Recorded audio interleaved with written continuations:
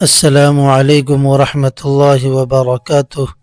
نماز عصر دن کی ان اہم عبادتوں میں سے ہے جس پر رسول اکرم صلی اللہ علیہ وسلم نے خصوصاً محافظت کی تاکید فرمائی ہے۔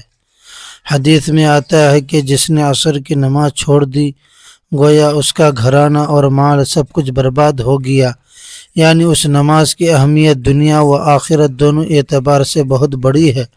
عرش کے بڑے بڑے فرشتے اس بندے کو جھک کر سلام کرتے ہیں جو عصر کی نماز کے بعد قرآن کی یہ سورت پڑھتا ہے۔ ناظرین، آپ نے کبھی سوچا ہے کہ وہ سورت کون سی ہے جس کی تلاوت کرنے والے کو فرشتے سلام کرتے ہیں؟ یہ ویڈیو آپ کو بتائے گی کہ وہ کون سی سورت ہے جو عصر کے وقت پڑھنے والے کو اللہ کا دوست بنا دیتی ہے۔ جو شخص اس سورت کی تلاوت نماز عصر کے بعد کرتا ہے وہ اللہ تعالیٰ کا پسندیدہ انسان بن جاتا ہے، اور عرش کے بڑے بڑے فرشتے اس بندے کو جھک کر سلام کرتے ہیں۔ اگر آپ بھی چاہتے ہیں کہ آپ اللہ تعالیٰ کے پسندیدہ لوگوں میں شمار ہوں، فرشتے آپ کو سلام پیش کریں، تو آپ اس سورت کو روزانہ نماز عصر کے بعد لازمی پڑھیں۔ محترم ناظرین، انس و جن کی طرح فرشتے بھی اللہ تعالیٰ کی مخلوق ہیں، جیسا کہ اللہ تعالیٰ ارشاد فرماتا ہے، یہ لوگ کہتے ہیں کہ خدائے رحمان فرشتوں کی شکل میں اولاد رکھتا ہے۔ سبحان اللہ، بلکہ فرشتے تو اللہ کے بندے ہیں جنہیں عزت بخشی گئی ہے، وہ اس سے آگے بڑھ کر کوئی بات نہیں کرتے اور وہ اسی کے حکم پر عمل کرتے ہیں۔ قرآن و حدیث میں یہ بات بار بار ذکر کی گئی ہے کہ اللہ تعالیٰ نے انسانوں کو مٹی سے، جنات کو آگ سے اور فرشتوں کو نور سے پیدا کیا ہے۔ اللہ تعالیٰ نے فرشتوں کی تخلیق اس طرح کی ہے کہ وہ اللہ تعالیٰ کی نافرمانی نہیں کرتے، جو کام ان کے ذمے کیا گیا ہے وہ اسی میں لگے رہتے ہیں، جیسا کہ اللہ تعالیٰ نے قرآن کریم میں ارشاد فرمایا ہے، اس جہنم اور سخت کڑے مزاج کے فرشتے مقرر ہیں جو اللہ کے کسی حکم میں اس کی نافرمانی نہیں کرتے، اور وہ وہی کام کرتے ہیں جس کا انہیں حکم دیا جاتا ہے۔ فرشتوں کو خالق کائنات نے ایسا بنایا ہے کہ وہ نہ کھاتے ہیں نہ پیتے ہیں، جیسا کہ اللہ تعالیٰ نے سورۃ الذاریات آیت نمبر 24 سے 27 میں حضرت ابراہیم علیہ السلام کے پاس آنے والے مہمانوں کا تذکرہ کیا ہے جو کھانا نہیں کھا رہے تھے، تو حضرت ابراہیم علیہ السلام کو ان پر شک و شبہ ہوا۔ بعد میں حضرت ابراہیم علیہ السلام کو معلوم ہوا کہ یہ تو فرشتے ہیں اور فرشتوں کی فطرت میں کھانا پینا نہیں، اسی طرح فرشتے نہ مرد ہوتے ہیں نہ عورت۔ سورۃ الصافات آیت نمبر 149 سے 151 میں اللہ تعالیٰ نے مشرکین مکہ کے عقیدہ کی تردید کی ہے کہ وہ فرشتوں کو اللہ تعالیٰ کی بیٹیاں کہا کرتے تھے۔ جس طرح اللہ تعالیٰ کی ذات پر ایمان لانا ضروری ہے، اسی طرح نور سے پیدا ہوئی مخلوق یعنی فرشتوں پر بھی ایمان لانا ضروری ہے۔ اللہ تعالیٰ نے قرآن کریم میں تقریباً 88 مرتبہ فرشتوں کا ذکر فرمایا ہے۔ احادیث نبوی میں بھی فرشتوں کا 12 ذکر آیا ہے۔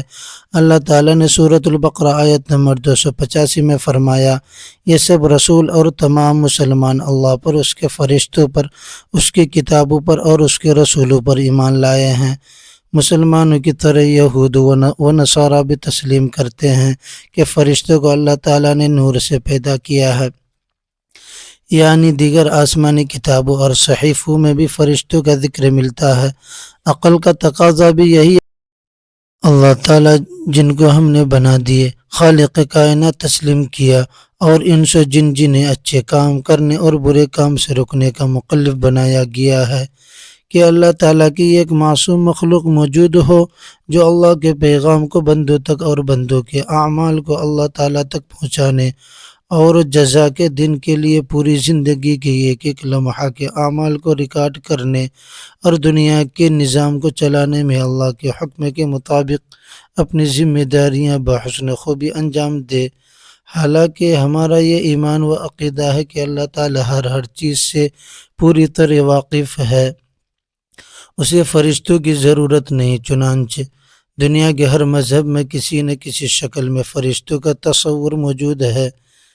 صرف لا مذہب لوگ ہی فرشتوں کے وجود کے منکر ہیں، جن کے پاس سوائے اس کی کوئی دلیل نہیں ہے کہ ہم نے ان کو نہیں دیکھتے ہیں، لیکن یہ ان کا کہنا غلط ہے، جس کے رد کی بھی ضرورت نہیں، کیونکہ دنیا میں بھی بے شمار چیزیں نہ دیکھنے کے باوجود دنیا ان کو تسلیم کرتی ہے۔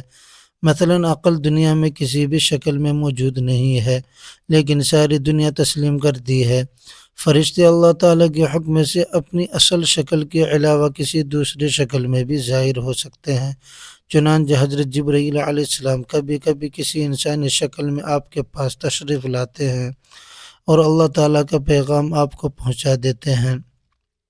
ایسے مواقع پر عموماً حضرت جبرائیل علیہ السلام مشہور صحابی حضرت دحیہ قلبی رضی اللہ تعالی عنہ کی صورت میں تشریف لایا کرتے تھے۔ حضرت جبرائیل علیہ السلام 3 مرتبہ اپنی اصل صورت میں تشریف لائے تھے، ایک نبوت کے بالکل ابتدائی دور میں، دوسری بار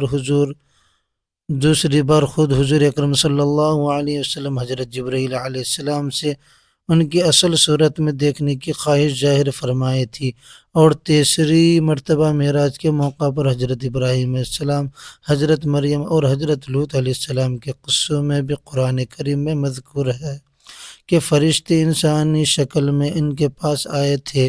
نیز بخاری و مسلم و دیگر کتب حدیث میں بھی حضرت عمر فاروق رضی اللہ تعالیٰ عنہ سے مروی ہے کہ حضرت جبرائیل علیہ السلام نبی اکرم صلی اللہ علیہ وسلم کے پاس ایک آدمی کی شکل میں تشریف لائے تھے، جبکہ آپ صحابہ کرام کے درمیان تشریف فرما تھے، اور حضرت جبرائیل علیہ السلام نے لوگوں کی تعلیم و تربیت کے لیے ایمان، اسلام اور احسان کے متعلق سوالات کیے تھے۔ فرشتوں کی تعداد اللہ تعالیٰ کے علاوہ کوئی نہیں جانتا۔ اللہ تعالیٰ فرماتا ہے، تمہارے پروردگار کے لشکر کو اللہ کے علاوہ کوئی نہیں جانتا۔ چند فرشتوں کے نام کا تذکرہ قرآن و حدیث میں موجود ہے۔ قرآن کریم میں 3 جگہ پر حضرت جبرائیل علیہ السلام کا تذکرہ صراحت کے ساتھ آیا ہے۔ بعض آیات مثلا سورۃ التکویر اور سورۃ النجم 5 اور 6 میں حضرت جبرائیل علیہ السلام کا تذکرہ ان کے نام کے بغیر وارد ہوا ہے۔ سورۃ البقرہ آیت نمبر 98 میں حضرت جبرائیل علیہ السلام اور حضرت میکائیل علیہ السلام دونوں کا تذکرہ موجود ہے۔ حضرت اسرافیل اور حضرت عزرائیل علیہ السلام کے نام کا تذکرہ تو قرآن کریم میں موجود نہیں، لیکن ان کی ذمہ داری کو قرآن کریم میں بیان کیا گیا ہے۔ اس احادیث اور تاریخی کتابوں میں کثرت سے ان دونوں فرشتوں کا ذکر موجود ہے۔ جہنم کے کاروبار حضرت مالک کا ذکر سورۃ الزخرف آیت نمبر 77 میں ہے، اور وہ دوزخ کے فرشتے سے پکار کر کہیں گے کہ اے مالک، تمہارا پروردگار ہمارا کام ہی تمام کر دے۔ وہ کہے گا کہ تمہیں اسی حال میں رہنا ہے۔ جنت کے خادم کا تذکرہ متعدد احادیث صحیح میں مذکور ہے۔ بعض احادیث میں ان کا نام رضوان بھی مذکور ہے۔ قبر میں سوال کرنے والے فرشتوں کو منکر نکیر کہا جاتا ہے۔ نبی اکرم صلی اللہ علیہ وسلم نے ارشاد فرمایا، جب کسی میت کو قبر میں رکھ دیا جاتا ہے تو سیاہ رنگ کی نیلی آنکھ والے فرشتے، جنہیں منکر نکیر کہا جاتا ہے، آتے ہیں اور اس سے پوچھتے ہیں۔ حضرت ہاروت اور حضرت ماروت علیہ السلام کا تذکرہ قرآن کریم میں موجود ہے۔ اسرائیل اس چیز کے پیچھے لگ گئے جو شہر بابل میں ہارون اور ماروت نامی 2 فرشتوں پر نازل کی گئی تھی۔ فرشتوں کو اللہ تعالیٰ نے مختلف ذمہ داریاں دے رکھی ہیں۔ حضرت جبرائیل علیہ السلام اللہ تعالیٰ کے احکام انبیاء کرام علیہم السلام کے پاس لے کر آتے ہیں۔ اللہ تعالیٰ ارشاد فرماتا ہے، اللہ تعالیٰ فرشتوں میں بھی اپنا پیغام پہنچانے والا منتخب کرتا ہے، اور انسانوں میں سے بھی حضرت جبرائیل علیہ السلام کو تمام فرشتوں کا سردار بھی کہا جاتا ہے۔ حضرت میکائیل علیہ السلام بارش برسانے اور لوگوں کی روزی اور روٹی کے انتظام پر مامور ہیں۔ حضرت میکائیل علیہ السلام کی ماتحتی میں بے شمار فرشتے ذمہ داری کو انجام دیتے ہیں۔ حضرت اسرافیل علیہ السلام قیامت کے دن سر پھونکیں گے۔ حضرت عزرائیل علیہ السلام روح قبضے کرنے پر مامور ہیں۔ حضرت عزرائیل علیہ السلام کی مہدی میں بے شمار فرشتے لوگوں کی جان نکالنے پر مامور ہیں۔ فرمان الہی ہے، کہہ دو کہ تمہیں موت کا وہ فرشتہ ملک الموت پورا وصول کر لے گا۔ جو تم پر مقرر کیا گیا ہے، پھر تمہیں واپس تمہارے پروردگار کے پاس لے جایا جائے گا۔ اسی طرح اللہ تعالیٰ نے جنت اور جہنم کے دربانی پر بے شمار فرشتے متعین فرمائے ہیں۔ چنانچہ قرآن کریم میں ہے، جنتی لوگ جب جنت کے دروازے پر پہنچیں گے تو جنت کے محافظ ان کا استقبال کرتے ہوئے فرمائیں گے، سلام ہو آپ پر، آپ لوگ بہت اچھے رہے، اب اس جنت میں ہمیشہ ہمیشہ رہنے کے لیے آ جائیے۔ اسی طرح آپ فرمان الہی ہے، یہ دوزخ کا کارکندے کوئی اور نہیں، فرشتے مقرر کیے گئے ہیں۔ اللہ تعالیٰ نے انسانوں کی حفاظت پر بھی فرشتوں کو متعین کر رکھا ہے۔ اللہ تعالیٰ ارشاد فرماتا ہے، ہر شخص کے آگے اور پیچھے وہ نگراں فرشتے مقرر ہیں جو اللہ کے حکم سے باری باری اس کی حفاظت کرتے ہیں۔ صحیح بخاری کی حدیث میں ہے کہ فرشتوں کی ایک جماعت دن کے وقت انسانوں کی حفاظت پر مامور ہے اور دوسری جماعت رات کے وقت ان کی حفاظت کرتی ہے۔ ابو داؤد کی ایک روایت حضرت علی رضی اللہ تعالی عنہ سے مروی ہے کہ یہ فرشتے مختلف حادثات سے انسانوں کی حفاظت کرتے ہیں، البتہ جب اللہ تعالیٰ کا حکم ہی یہ ہو کہ کسی شخص کو کسی تکلیف میں مبتلا کیا جائے تو یہ فرشتے وہاں سے ہٹ جاتے ہیں۔ بعض فرشتے انسان کے اچھے اور برے اعمال لکھتے رہتے ہیں، جن کو کرامن کاتبین کہتے ہیں۔ ان فرشتوں کے متعلق اللہ تعالیٰ ارشاد فرماتا ہے، حالانکہ تم پر کچھ نگراں فرشتے مقرر ہیں، وہ معزز لکھنے والے جو تمہارے سارے کاموں کو جانتے ہیں، میں اس فرمان الہی ہے۔ اس وقت بھی جب اعمال کو لکھنے والے دو فرشتے لکھ رہے ہوتے ہیں، ایک دائیں جانب اور دوسرے بائیں جانب بیٹھا ہوتا ہے، انسان کوئی لفظ زبان سے نکال نہیں پاتا مگر اس پر ایک نگراں متعین ہوتا ہے، ہر وقت لکھنے کے لیے تیار۔ کچھ فرشتے عرش الہی کو اٹھائے ہوئے ہیں۔ اللہ تعالیٰ ارشاد فرماتا ہے، وہ فرشتے جو عرش کو اٹھائے ہوئے ہیں اور جو اس کے گرد موجود ہیں، وہ سب اپنے پروردگار کی حمد کے ساتھ اس کی تسبیح کرتے رہتے ہیں۔ اسی طرح فرمان الہی فرشتے اس کے کنارے پر ہوں گے اور تمہارے پروردگار کے عرش کو اس دن 8 فرشتے اپنے اوپر اٹھائے ہوں گے۔ فرشتوں کی ایک جماعت درود و سلام کو نبی اکرم تک پہنچانے پر مقرر ہیں۔ کچھ فرشتے دن میں گھومتے رہتے ہیں اور جہاں اللہ تعالیٰ کا ذکر ہوتا ہے، وعظ و نصیحت ہوتی ہو، قرآن کریم یا دینی علوم پڑھائے جاتے ہوں، ایسے مجلسوں میں وہ حاضر ہوتے ہیں تاکہ جتنے لوگ اس مجلس میں اور اس نیک کام میں شریک ہیں اس کے شرکت کی اللہ تعالیٰ کے سامنے گواہی دے۔ دنیا میں جو فرشتے کام کرتے ہیں ان کی صبح و شام تبدیلی بھی ہوتی ہے۔ نماز فجر کے وقت رات والے فرشتے آسمانوں پر چلے جاتے ہیں اور دن میں کام کرنے والے آ جاتے ہیں، اور عصر کی نماز کے بعد دن والے فرشتے چلے جاتے ہیں، رات میں کام کرنے والے فرشتے آ جاتے ہیں۔ فرشتوں کی ایک جماعت ہمیشہ اللہ تعالیٰ کی تسبیح و تقدیس میں بھی مشغول رہتی ہے۔ جس طرح دنیا میں بیت اللہ کا طواف کیا جاتا ہے، اسی طرح آسمانوں پر اللہ کا گھر ہے جس کو بیت المعمور کہا جاتا ہے، اس کا فرشتوں کی ایک جماعت ہر وقت طواف کرتی رہتی ہے۔ کتب حدیث میں وضاحت موجود ہے۔ محترم ناظرین، عصر کی نماز کے بعد بہت فضیلت ہے، خاص طور پر فجر کی نماز کے ساتھ اس کی حفاظت کرنے والوں کے لیے جنت میں داخلے کی بشارت ہے۔ جو شخص عصر سے پہلے 4 رکعت سنت پابندی کے ساتھ پڑھتا ہے، اللہ تعالیٰ اس پر رحمت نازل فرماتے ہیں اور اس کے بدن کو جہنم کی آگ سے بچاتے ہیں اور اس کے لیے جنت میں گھر بناتے ہیں۔ سیدنا انس بن مالک رضی اللہ تعالی عنہ سے مروی ہے کہ رسول اللہ صلی اللہ علیہ وسلم نے فرمایا، جس نے نماز عصر ادا کی اور اس کے بعد شام تک خیر والی باتیں کرتا رہا، اس کا یہ عمل اسماعیل علیہ السلام کی اولاد سے 8 غلام آزاد کرنے سے بھی زیادہ فضیلت والا ہوگا۔ سیدنا ابو بصرہ غفاری رضی اللہ تعالی عنہ سے مروی ہے، وہ کہتے ہیں رسول اللہ صلی اللہ علیہ وسلم نے ہمیں عصر کی نماز پڑھائی۔ جب آپ صلی اللہ علیہ وسلم سے فارغ ہوئے تو فرمایا، بے شک یہ نماز تم سے پہلے والے لوگوں پر بھی پیش کی گئی تھی، لیکن انہوں نے اس معاملے میں سستی برتی اور اس کو ترک کر دیا۔ بس تم میں سے جو شخص اس کو ادا کرے گا اس کو 2 گنا اجر عطا کیا جائے گا، اور اس کے بعد کوئی نماز نہیں ہے جہاں تک شاید طلوع ہو جائے۔ اور شاہد سے مراد ستارہ ہے۔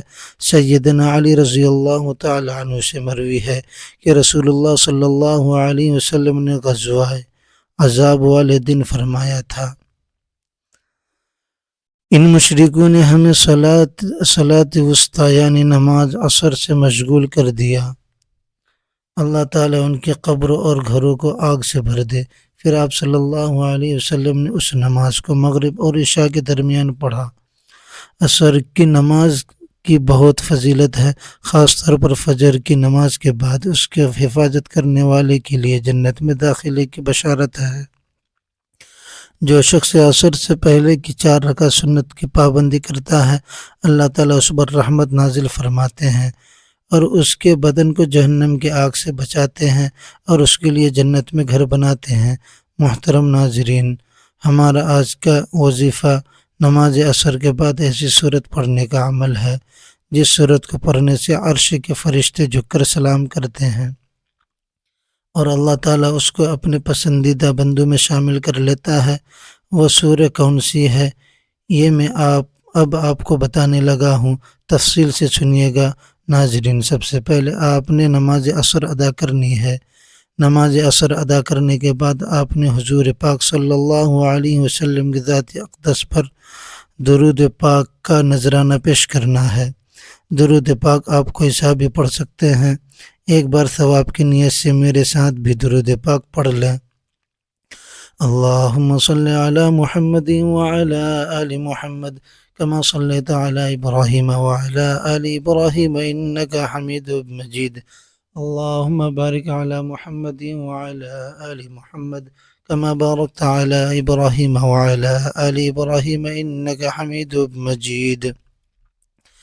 درود پاک پڑھنے کے بعد آپ نے سورہ اخلاص کی تلاوت کرنی ہے۔ سورہ اخلاص وہ سورت ہے جس میں توحید کا اظہار ہے اور اللہ تعالیٰ کی صفات کو بیان کرتی ہے۔ نبی کریم صلی اللہ علیہ وسلم نے فرمایا کہ جو شخص ہر نماز میں سورہ اخلاص کو پڑھتا ہے اللہ تعالیٰ اس سے محبت کرتا ہے۔ جب کوئی بندہ عصر کی نماز کے بعد سورہ اخلاص کی تلاوت کرتا ہے تو اللہ کے فرشتے اس کی تلاوت سنتے ہیں اور اس پر سلام بھیجتے ہیں۔ تو ناظرین، درود پاک پڑھنے کے بعد آپ نے 21 مرتبہ سورہ اخلاص کی تلاوت کرنی ہے۔ بسم اللہ الرحمن الرحیم۔ قل هو اللہ احد اللہ الصمد لم یلد ولم یولد ولم یکن له کفوا احد۔ سورہ اخلاص کی تلاوت کے بعد آپ نے ایک تسبیح یا رحیم یا کریم کی پڑھنی ہے۔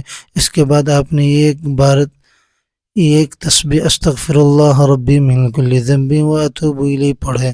ناظرین، قرآن پاک کی تلاوت محض زبان کی مشق نہیں بلکہ دل کی بیداری اور روح کی بالغی ہے۔